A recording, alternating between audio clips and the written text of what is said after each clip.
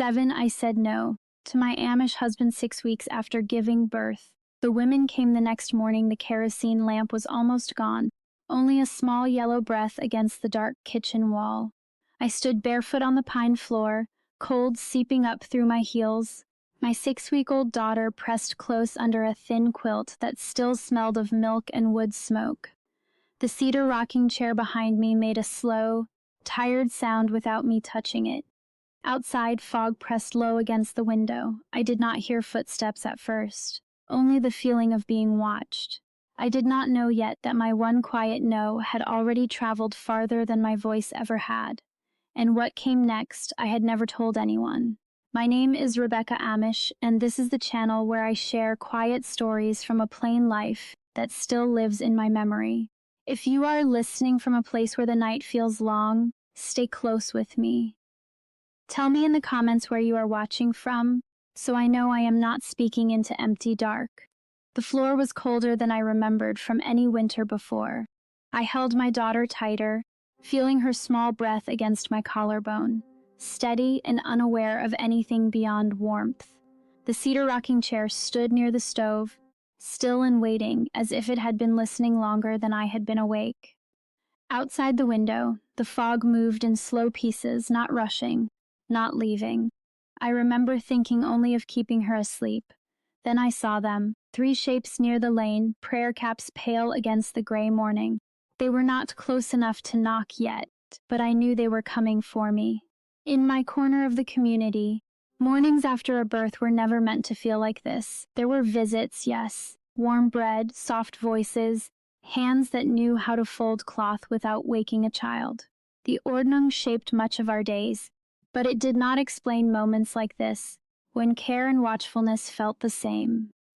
A young mother was often left to learn the rhythm of her own healing, while others quietly checked the edges of her strength. Still, I had never seen women arrive with such silence in their step. Tell me, if you are listening, where your night finds you tonight, and who you think carried news through such quiet roads. The night before had been longer than I knew how to name.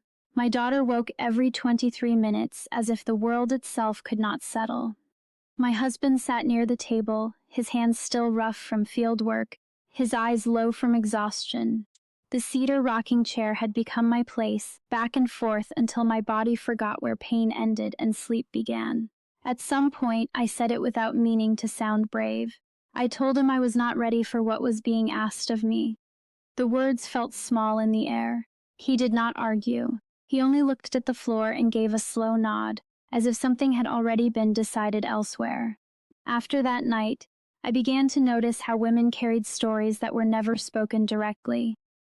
There was Ruthie Lapp, an older woman I once believed had simply been weak during her own recovery. People did not say much about her, only enough for me to build my own quiet judgment. Now I think of her differently. I think of how silence can pass from one kitchen to another without ever being spoken aloud. Each generation of women learning the same endurance, each one believing she was alone in it. And I wonder how many of them stood where I stood, holding a child and wondering if asking for rest was its own kind of failing. The cedar rocking chair moved slightly when I stood, as if it remembered my weight and refused to forget it. I adjusted the quilt around my daughter and stepped closer to the window. Fog had thickened, pressing the world into softer edges. The 3 women were closer now, their shapes no longer uncertain. One of them carried something small in her hands, wrapped in cloth. I could not see her face clearly. I felt the direction of her gaze before I understood why. My chest tightened in a way that had nothing to do with fear and everything to do with being known before I had spoken again. I tried to think of what words I might still have control over. The lamp behind me flickered, casting uneven light across the table where last night's dishes still rested. My daughter shifted once, then settled again against my shoulder. I remember the sound of my own breath becoming too loud in my ears. The women stopped just beyond the gate, not rushing, not calling out, only waiting, as if they already understood the shape of the moment they had entered. The cedar rocking chair creaked again behind me. I had not touched it. And and for a brief second I wondered if it had been moving all night without me noticing. There is a way women in my memory look at one another when they recognize something they have lived through but never named. It is not pity. It is not approval either. It is something quieter, almost like remembering a shared weight. Ruthie Lapp once told a story I did not understand then. She spoke softly about mornings that came too soon after nights that never ended properly.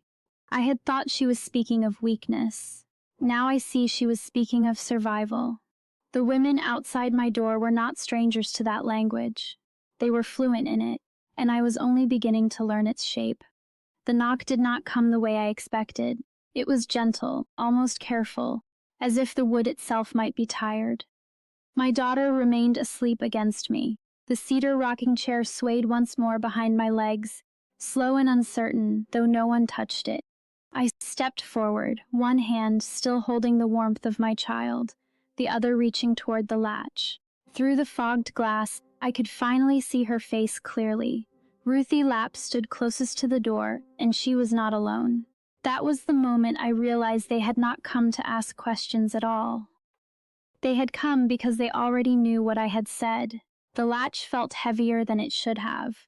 My fingers stayed on it a moment too long, as if the wood itself might answer for me. The cedar rocking chair behind me gave one slow movement, then stopped, as though it was listening too. My daughter's breath stayed even, soft against my shoulder, unaware that anything in the world had changed. Outside the door, no one spoke, no one knocked again. It was as if they were giving me the space to decide what kind of truth I was willing to open the house to. I did not know yet that nothing I feared was waiting for me on the other side. When I finally opened the door, the cold air moved in first, sharp and clean. The three women stood close together, shawls drawn tight, their faces tired in a way I recognized before I understood why.